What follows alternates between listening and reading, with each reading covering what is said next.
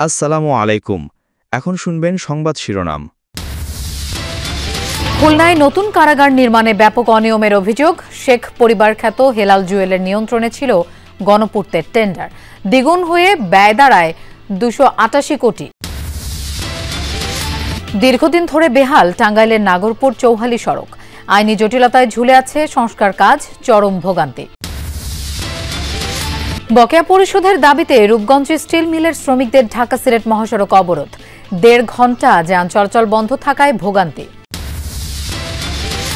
বাড়ছে দারিদ্র্যের হার, স্বস্তিতে নেই স্বল্প নিম্ন আয়ের মানুষ। বর্তমান পরিস্থিতি দায়ী মনে করেন অর্থনীতিবিদ হোসেন জিল্লুর। দীর্ঘদিন ধরে অকেজো যশোর শহরে বসানো বেশিরভাগ সিসি ক্যামেরা। পৌর কর্তৃপক্ষকে দুষছেন বাসিন্দারা। সাম্প্রতিক পরিস্থিতিতে অপরাধ বেড়ে যাওয়ার শঙ্কা।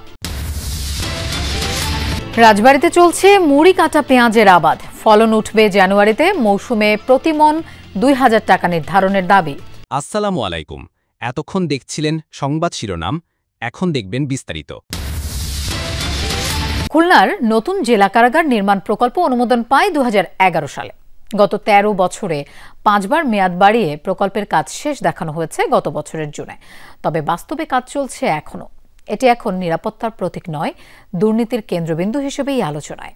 অনুসন্ধানে বেরিয়ে আসে যেখানে উন্নয়নের আড়ালে লুকিয়ে আছে ক্ষমতার বাণিজ্য, কমিশনের ভাগবাটোয়ারা, রাজনৈতিক প্রভাবের ছায়া আর সরকারি অর্থ লুটের চিত্র।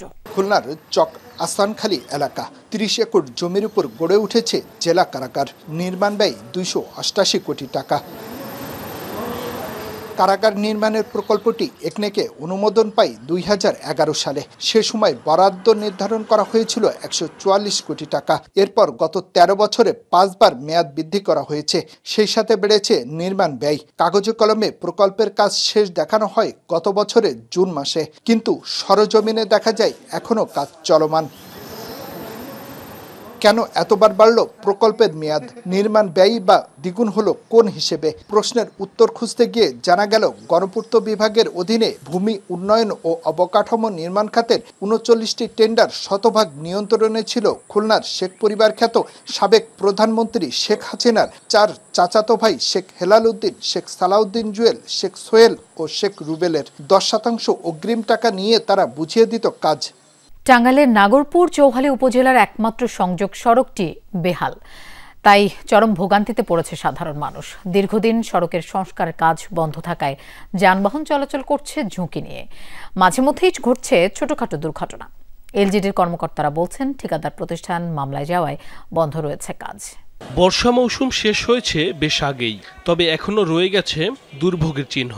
খানাখন্দে ভরা সড়কে জমে আছে বৃষ্টির পানি। এই চিত্র টাঙ্গাইলের।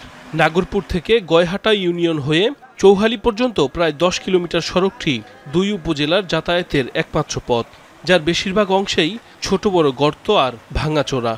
কোনো কাম কাজ নাই, কিছু না, গাড়ি ঘোড়া সব অ্যাক্সিডেন্ট হয়, মানুষজন অ্যাক্সিডেন্ট হয়। খালি খুঁজে রাখছে তাই বালু ফেলাইছে তাও দেখছি। রাস্তা ছোট, পানি এলে চলান যায় না, এখানে করে পানি হয় ঘিরে তৈরি। কাইটা রাখছে কতদিন আগে? কাইটা রাখছে মেলা দিন ধরে। এমন পরিস্থিতিতে 2021-22 অর্থবছরে প্রায় 4,87 লাখ টাকা ব্যয়ে সড়ক সংস্কার ও বর্ধিতকরণ প্রকল্পের অনুমোদন দেয় সরকার। নাগরপুর অংশের দায়িত্ব পায় মেসার্স নাইস এন্টারপ্রাইজ। কাজ শেষ হওয়ার কথা গেল এপ্রিলে, কিন্তু 8 মাস আগে সড়কের একপাশের মাটি খুঁড়ে চলে যায় ঠিকাদার। এরপর থেকে বন্ধ রয়েছে সংস্কার প্রক্রিয়া। দারিদ্র্যের হার বাড়ছে, স্বস্তিতে নেই স্বল্প ও নিম্ন আয়ের মানুষ। কাঙ্ক্ষিত কর্মসংস্থান নেই, অনিশ্চয়তায় হচ্ছে না বিনিয়োগ। উচ্চ মূল্যস্ফীতি পরিস্থিতিকে আরও উস্কে দিচ্ছে। সহসাই সুখবর পাওয়া নিয়েও আছে শঙ্কা। সাবেক তত্ত্বাবধায়ক সরকারের উপদেষ্টা ডক্টর হোসেন জিল্লুর রহমান মনে করেন দারিদ্র্য বৃদ্ধির জন্য বর্তমান পরিস্থিতি অনেকটা দায়ী। একই সঙ্গে বিগত 1.5 দশকে যে প্রবৃদ্ধি হয়েছে সেখানে কর্মসংস্থান গুরুত্ব না পাওয়াও দারিদ্র্য বৃদ্ধির কারণ। ভোর 4টা থেকে রাত 8টা পর্যন্ত আগুনের সঙ্গেই থাকেন শেখ মাসুদ রানা। ভাত, মাছ, মাংস, সবজি, ডিম সহ নানান ধরনের রান্না করেই শেষ হয় দিনের 15 ঘন্টা। হোটেলে যায় এসব খাবার। হাড় ভাঙা খাটুনির পরও কি জীবনে স্বস্তি মিলেছে? কমেছে সংসারের টানাপোড়েন? কিছু চাহিদা তো পূরণ হয় না, এরপরও কিছু থেকে যায়। চেষ্টা করি আর কি, যতদূর পারি। চাইলে কি কেউ দিব? সরকারের কাছে চাইলে কি পাওয়া যাবে? কত কিছু সমস্যা। আর আমি তো কাজ করি, খাই দাই, ঘুমাই, সরকার কোন জায়গায় কি কেমনে কি আসে বিষয়ে এত কিছু তো আর আমি জানি না। শুধু মাসুদ রানাই নয়, কঠিন চাপে পড়েছে স্বল্প আয়ের এসব মানুষ।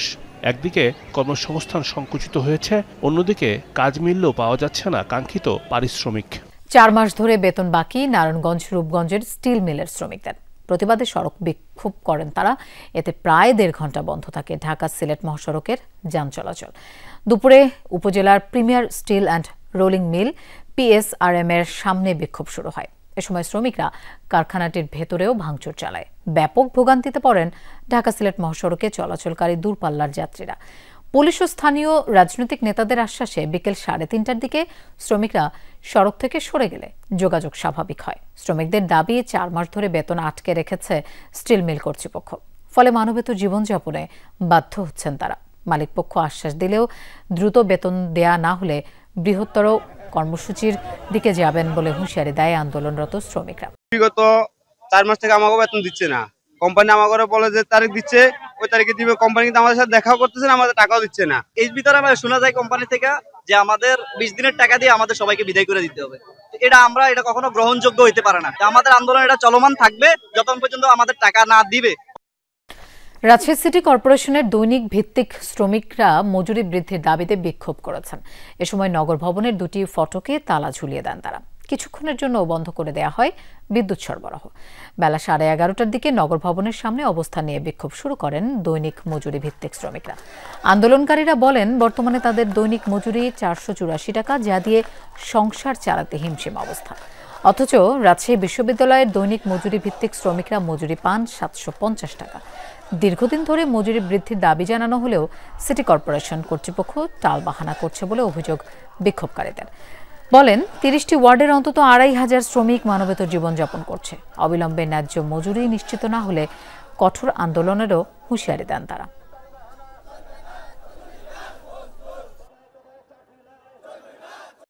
$484 টাকা আমরা হাজিরা। আমরা রোদে পুরে আমরা কাজ করি, আমাদের মা বাপ নাই, কর্মকর্তারা আমাদের ঘুরে তাকায়, আমাদেরকে দেখে না।